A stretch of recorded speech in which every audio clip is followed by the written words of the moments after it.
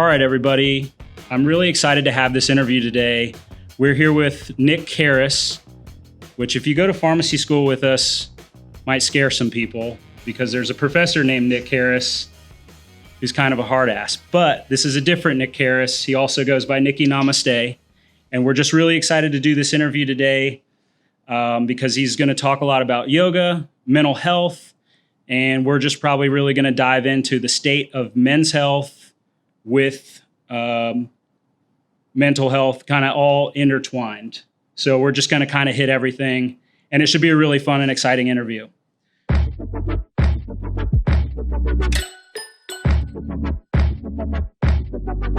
So Nick, tell us a little bit about yourself, where you served, what your rank was, all that good stuff. Any information that you think people would want to know?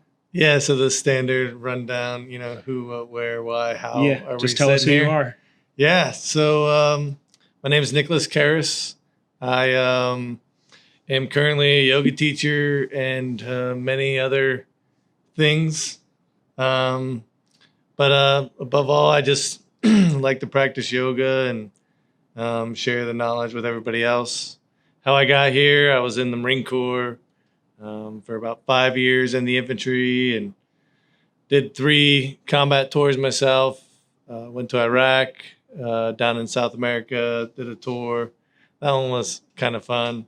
And then we went to Afghanistan, and that was my final one. And got back from that in 2011 and ended up in Tampa, Florida. So cool. Well, we want to say on behalf of Men's Health Unscripted, thank you for your service.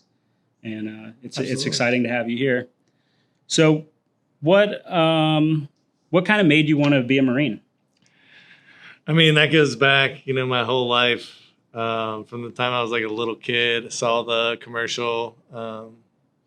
Pretty much everyone our age knows the commercial with the Marines like slaying the dragon, and he's got the sword and that sort of thing. And I don't know. I thought at that moment in time that I was going to be a Marine, and I already knew that I wanted to be in the military somehow. And just seeing that commercial solidified that that's what I wanted to do. As a 5-year-old, it was really cool. And the fascination with being a Marine and everything that Marines stand for, everything that, everyone says about Marines just makes you want to be a Marine. And everybody does want to be a Marine, I think, secretly. And only a few of us actually go do it. So it's pretty special. And it was just my whole life. I love Marines still to this day. Even as a yogi, I'm a Marine first and a yoga teacher second. So speaking of being a yogi, what brought you into yoga? I think all of us that have kind of found this practice, something has brought us here and lured us in, I guess. So what brought you into yoga? Yeah, I mean, it's fun, kind of, I guess, destined fate. When I moved down here, like 2 days later, my uncle took me to this hot yoga class. It was called a Bikram class. Not many places call it that anymore. But it's like hot 22 or 24, whatever they say. Not a huge fan of it. Probably because I was traumatized in that experience. No, it was a great class. I was not expecting what I got. And I decided at that moment in time, I never wanted to do yoga again. So obviously you did. Yeah, clearly we found ourselves sitting there. I mean, it was just funny how I just met people in the community around here, and that all led to just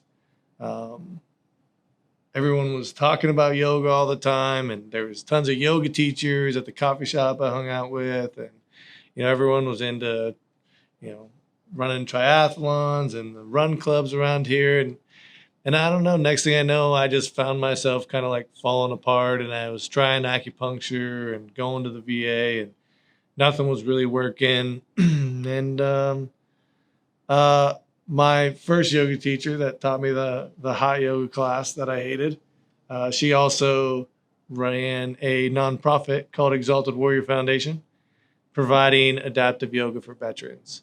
And in that moment of like when I needed yoga the most, I couldn't even get on the floor. I couldn't even barely get out of bed sometimes. It was pretty rough state of my life. And it was funny because just, you know, I don't know, less than 18 months before that, I was kicking down doors in Afghanistan. So when you go from being, you know, way up here to in so much, you know, pain mentally and physically, you don't know even which way to go to fix any of it. Right. I definitely want to talk more about the Exalted Warrior Foundation, so we'll get into that a little bit more. Yeah. I did some research. It seems really cool. So I'd like to hear some more about it. But so you already kind of said you tried acupuncture, you tried quite a few different things that Absolutely. Still before you routed into yoga. When you, in doing research and doing, you know, talking to you, I know we kind of discussed a little bit about post-traumatic stress and the things that you carried away from the field of being a Marine that trickled into your normal life. So can you tell us a little bit about post-traumatic stress, what it means to you, what it should mean to, you know, a regular person that's not, or a civilian, I suppose is probably a good way of putting it. Yeah, I mean,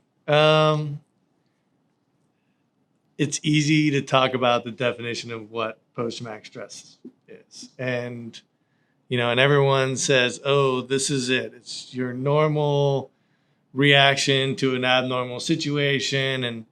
And what people don't really talk about is how it makes you feel, or more or less like, what are the hidden elements behind it?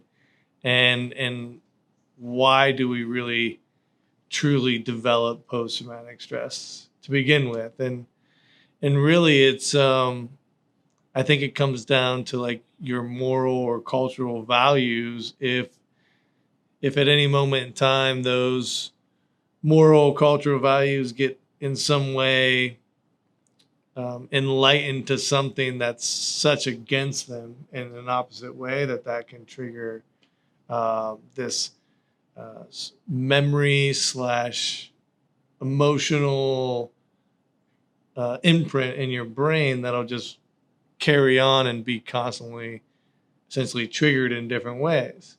And, you know, even being in control of my emotions, I feel like I'm pretty an emotionally intelligent guy these days.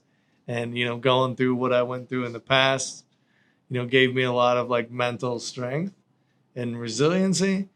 But somehow in the midst of all that discipline, this still arises and affects me in some negative way. And so really the only thing to describe post-traumatic stress is just, it's like a moment in time in your life where there is just a universal pin got imprinted, and it just hangs out, and then occasionally something like flicks it, and you get sent off into some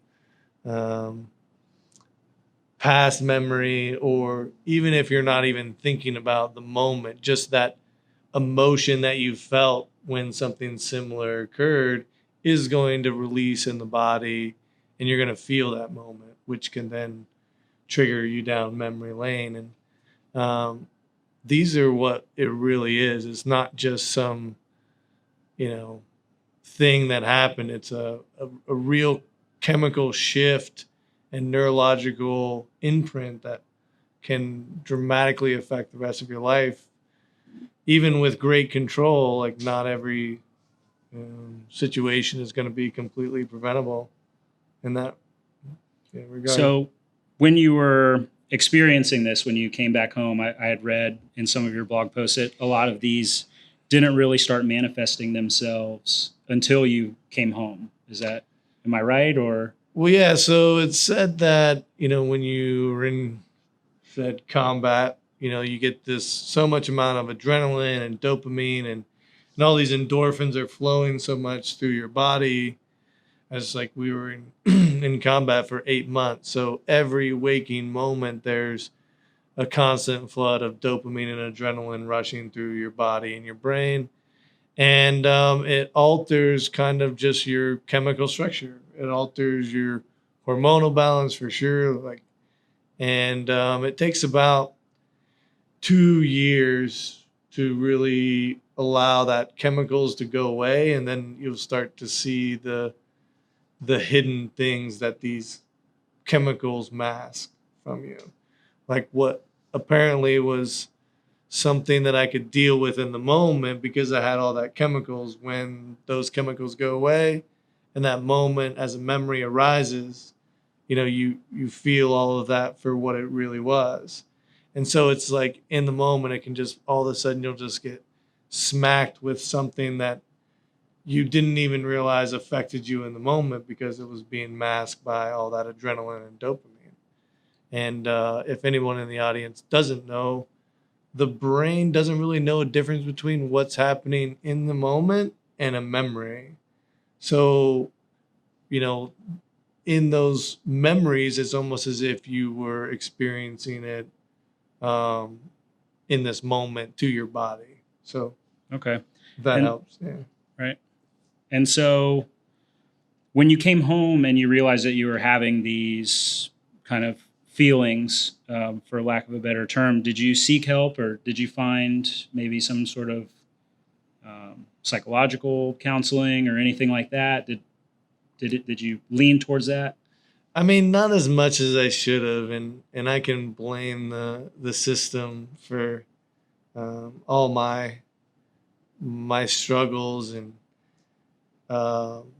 pain that I went through, and I suppose trying to receive treatment. But there's in my mind, I'm like, I could have worked a lot harder, and I could have approached a lot of situations differently, and maybe I wouldn't have had to suffer so much. But at the same time, am I really upset that I even suffered? I mean, I'm pretty happy right now and content where I am. I wake up every day, you still feel it. It's not like it goes away. There's no magical cure. I say I don't experience pain, but I don't experience pain because we don't really know what pain is. And Pretty it can arbitrary. appear in different forms. So, do I have an injury? Yes. Is it painful? Yes. But can we look at it a little differently? Sure, we can. And totally change how we think about pain in essence.